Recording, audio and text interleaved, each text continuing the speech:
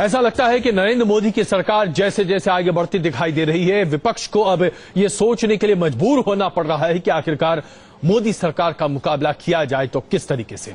ऐसे में एक जमाने में जनता दल परिवार के नाम से चर्चित तमाम वो दल अब एकजुट होते हुए दिखाई दे रहे हैं। और सबसे बड़ी बात तो यह है कि ये तमाम दल एकजुट होने के बाद भी जमा खाता कुल लोकसभा में 15 सांसदों का आंकड़ा पहुंच पा रहे हैं। ऐसे में सरकार को घेरने की पुरजोर कोशिशें की जा रही हैं। दूसरी तरफ हम आपको यह तस्वीर दिखा रहे हैं किस तरीके से प्रधानमंत्री नरेंद्र मोदी के आग्रह के बाद भी विपक्ष लगातार हंगामा करता दिखाई दे रहा है। साध्वी निरंजना ज्योति के बयान के बाद उनके इस्तीफे पर अड़ा हुआ है। आखिरकार विपक्ष ऐसा लगता है कि सरकार को घेरने का कोई भी मौका नहीं चूकना चाहती। क्या इसी की वानगी है कि वो तमाम दल जो आज अपने आप को हाशिए पर पाते हैं, चाहे वो समाजवादी पार्टी हो, चाहे वो जनता दल यूनाइटेड हो, चाहे वो जनता दल एस हो, ये तमाम पार्टियां आज किसी न किसी तरीके से एकजुट होती हुई दिखाई दे रही हैं और नरेंद्र मोदी की सरकार को यह संदेशा देना चाहती हैं कि अगर आपको ऐसा लगता है कि आप पूर्ण बहुमत की सरकार 5 साल तक निर्विरोध चला सकते हैं, तो ऐसा बिल्कुल नहीं है, क्योंकि तमाम विपक्षी पार्टियां एकजुट होकर आज नरेंद्र मोदी के खिलाफ हुंकार भरती हुई नजर आ रही हैं। महागठबंधन की हुंकार तो भर दी गई है, लेकिन सबसे बड़ी दिक्कत तो यह है इस महागठबंधन में कि कैसे इस महागठबंधन को आगे बढ़ाया जाए। और यह फैसला सिपहसालारों का जरा हैरान कर देता है। मुलायम सिंह यादव के हाथों में महागठबंधन की डोर सौंपी जाने की बात कही जा रही है।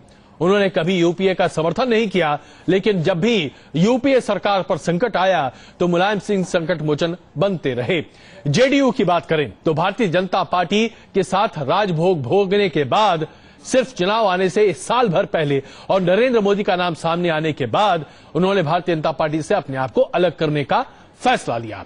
आरजेडी की बात करें तो नरेंद्र मोदी के खिलाफ लगातार अपने आप को खड़ा करने की बात करते रहे। जनता दल सेकुलर देखा जाए तो पूर्ण तरीके से आज ये पार्टी हाशिए पर खड़ी है कर्नाटक में, क्योंकि भारतीय जनता पार्टी और कांग्रेस के बाद अब शायद जगह बचती दिखाई नहीं दे रही है। हरियाणा में और खास पश्चिमी उत्तर प्रदेश में इंडियन नेशनल लोकदल का अब अस्तित्व खतरे में पड़ता दिखाई दे रहा है। तो ऐसे में अजीत सिंह भी इस गाड़ी में सवार होते दिखाई दे रहे हैं। यानी कि इस पूरी लड़ाई में जो तमाम आज खिलाड़ी दिखाई दे रहे हैं, ये सब वो खिलाड़ी हैं जो यूं कहा जाए कि फिस पटाके हैं, या फिर यूं कह सकते हैं कि आज अपने अस्तित्व की लड़ाई लड़ रहे हैं।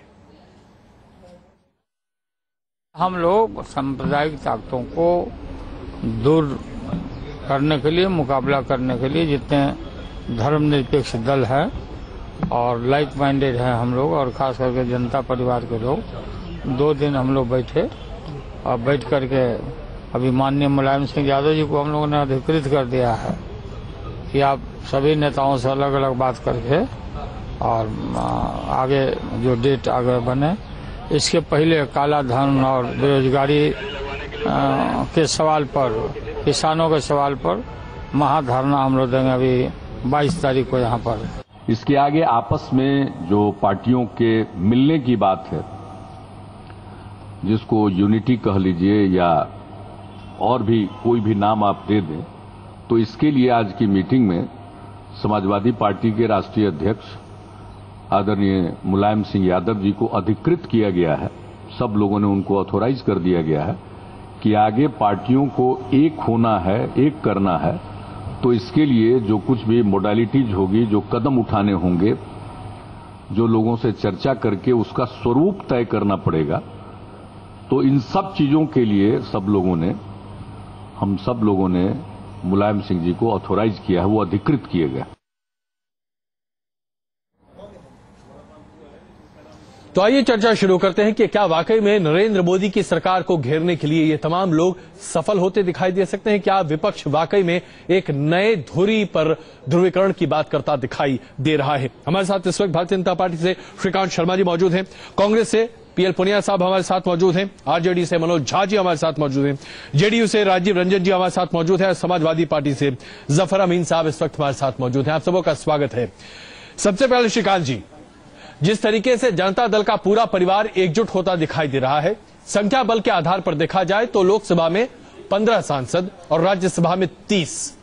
लोकसभा में शायद आपके लिए मुश्किल ना खड़ी करें, लेकिन राज्यसभा में ये 30 सांसद सरकार की तमाम पहल पर ढता जरूर बता सकते हैं। क्या इसके लिए आप तैयार हैं? अजय जी, पहले तो मैं आपको स्पष्ट करूं कि ये जो जनता दल परिवार है, ये उसमें जो तमाम चेहरे आप दिखा रहे हैं जी, ये जनता का भरोसा खो चुके हैं। और जनता का भरोसा इसलिए खो चुके हैं कि इनका कोई सिद्धांत नहीं है। ये तमाम जो चेहरे आप दिखा रहे हैं, ये सब मौका परस्त लोग हैं, एक दूसरे पर भरोसा नहीं करते हैं। इसलिए कोई नेता इनका कौन है वो भी तय नहीं कर पा रहे हैं। कोई सिद्धांत नहीं है, कोई विचारधारा नहीं है। इनकी जो इंटेंशन है वो इनकी इंटेंशन है कि जो मोदी जी की सरकार केंद्र में जो अच्छे काम कर रही है, सबका साथ सबका विकास को लेकर चल रही है, इससे इनको घबराहट पैदा हो रही है कि इस देश में अब विकास की राजनीति करने वाला एक विकास पुरुष आ गया है, बड़े संगीन आरोप लगा रहे हैं, एम्बेसडर है सुशासन का और डेवलपमेंट का। तो इनकी जो बौखलाहट है वो समझ में आती है। दूसरा, इनका जो जनता दल परिवार है वो परिवारवाद से ग्रस्त है। लालू जी की पार्टी लालू जी से शुरू होती है, उनके बेटे तक सिमट जाती है। मुलायम सिंह जी की पार्टी उनसे शुरू होती है, उनके बेटे तक सिमट जाती है। ओम प्रकाश जी की पार्टी वहां से शुरू होती है, वहीं समाप्त हो जाती है। दूसरा, एक बड़ी बात और है कि ये सब दागी लोग हैं, यानी कि भ्रष्टाचारियों का गठबंधन। बाप रे श्रीकांत जी, मुझे लगता है कि मुझे आपको बीच में रोकना पड़ेगा। इतने जबरदस्त प्रहार आपने किए हैं, लगता है सिलसिलेवार तरीके से जवाब शुरू किया जाए। सबसे पहले मनोज जी, निश्चित रूप से ऐसा लगता है कि आरजेडी के खिलाफ भारतीय जनता पार्टी ने तो पूरी अपनी मुहिम खोल दी है। जवाब दें साहब। अजय जी, सबसे पहले तो कहूं कि सुबह से ही लगातार कई सारे टेलीविजन एंकर्स का जवाब दे रहा हूं, तो एक गालिब का शेर है कि मैं भी मुंह में जुबान रखता हूं, काश पूछो कि मुद्दा क्या है। सर, सबसे पहली बात है कि इसको तो मोदी जी और भाजपा के विरोध के केंद्र से निकालिए। मैं मानता हूं कि मोदी जी हमारे लिए क्या हैं। मैं मानता हूं कि ये पहली सरकार है जिसने कॉरपोरेट के अभूतपूर्व हस्तक्षेप के सरोकारों को प्रदर्शित किया है। ये अपने आप में चिंताजनक विषय है। दूसरी बात, बीते दिनों में सोशल सेक्टर में जिस मुझे बड़ी बात खत्म नहीं, मैं आपने जो कहा, आपने देखिए, आपने कहा कि मोदी जी के ध्रुवी से निकालिए। अगर ऐसी स्थिति थी तो भारतीय जनता पार्टी के साथ तो निश्चित तौर पर ये एक बड़ा व्यापक गठजोड़ है और देश में 2 बदलावों की अगुवाई की है इस तरह के प्रयोगों के जरिए। चलिए, लेकिन यहाँ पर कांग्रेस मानती है, नहीं राजीव जी, यहाँ पर आपको इस बात पर गौर करना पड़ेगा। कांग्रेस मानती है कि सांप्रदायिकता के मुद्दे पर सिर्फ एक पार्टी आगे है और वो है कांग्रेस पार्टी। और भारतीय जनता पार्टी हमेशा कहती चली आ रही है कि थरफन नाम की कोई चीज कम से कम हिंदुस्तान में राजनीति के अखाड़े में आज नहीं है। इस पर हम चर्चा जारी रखे हुए हैं, बने रहिए हमारे साथ। श्रीकांत जी, मुझे लगता है काफी मसाला है आपके पास, बस तुरंत वापस आ रहे हैं। आप सब बने रहे हमारे साथ।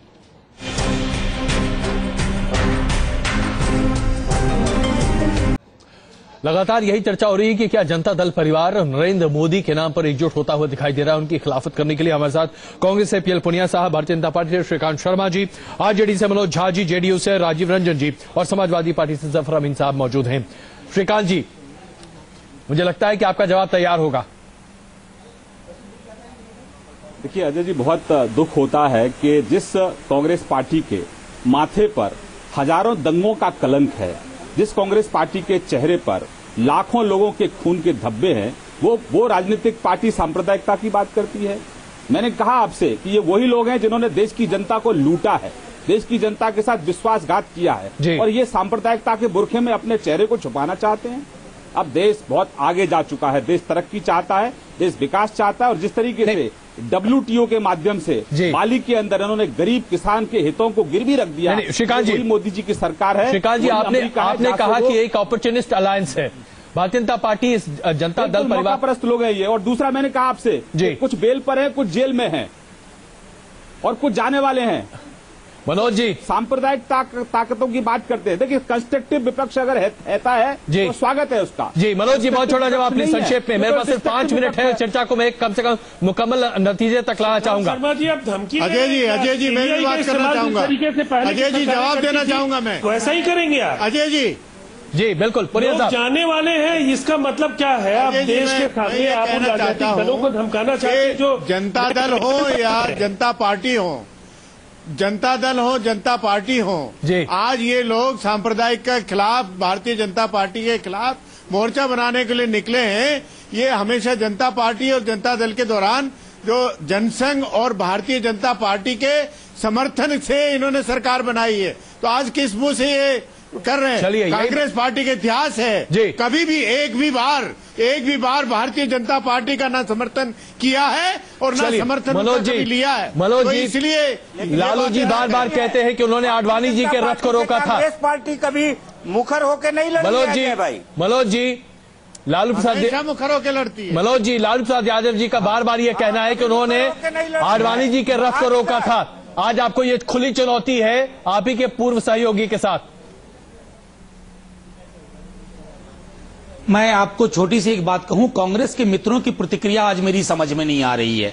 मैं सिर्फ ये कहना चाहता हूं, और अभी श्रीकांत जी कह रहे थे कि भ्रष्टाचार, मानवता के खिलाफ अपराध से बड़ा भ्रष्टाचार पूरी दुनिया में कोई नहीं है। आज तक जर्मनी आज तक उस दंश को भोग रहा है। श्रीकांत जी भगवान के वास्ते मानवता के खिलाफ अपराध को भी भ्रष्टाचार समझिए। नंबर एक। नंबर दो, एक छोटी टिप्पणी, एक सीमेंट की कंपनी एक सीमेंट की कंपनी विज्ञापन देती है, अच्छी दीवार और बुरी दीवार के माहिर लोग हैं ये लोग। बकरी मुर्गा इन सबके लिए था, जो दाना पशुओं के लिए था, उनमें आपने घोटाला किया।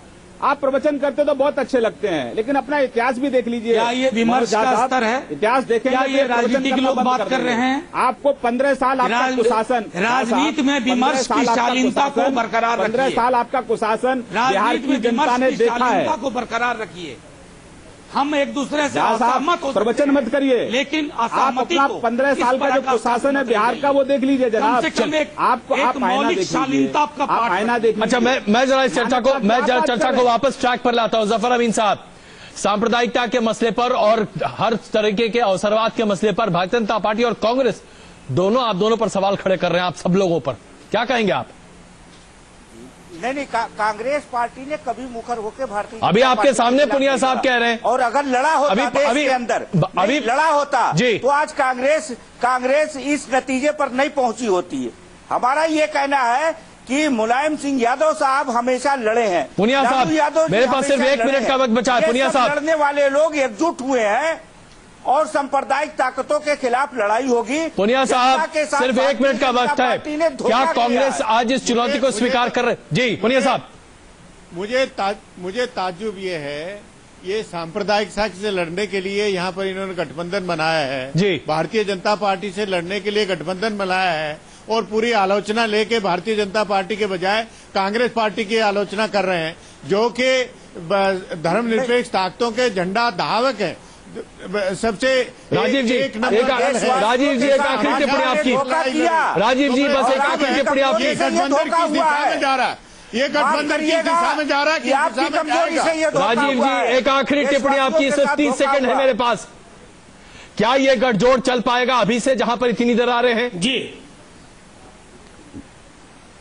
भारतीय जनता पार्टी की घबराहट बता रही है कि ये गठजोड़, देखिए ये गठजोड़ निश्चित तौर पर चलेगा। असहमतियों में सहमति के बिंदु भी ढूंढे जाते हैं और जो बुनियादी सवाल है, जिन सवालों के लिए जनता ने जनादेश दिया है इस सरकार को, सरकार उन वादों को पूरा करने में नाकाम दिख रही है और इसलिए हमारे पास पूरी तरह से इन 5 वर्षों में संघर्ष के कार्यक्रम को चलाने का एजेंडा तैयार कर। बिल्कुल, आप सबों का बहुत बहुत धन्यवाद इस चर्चा में शामिल होने के लिए।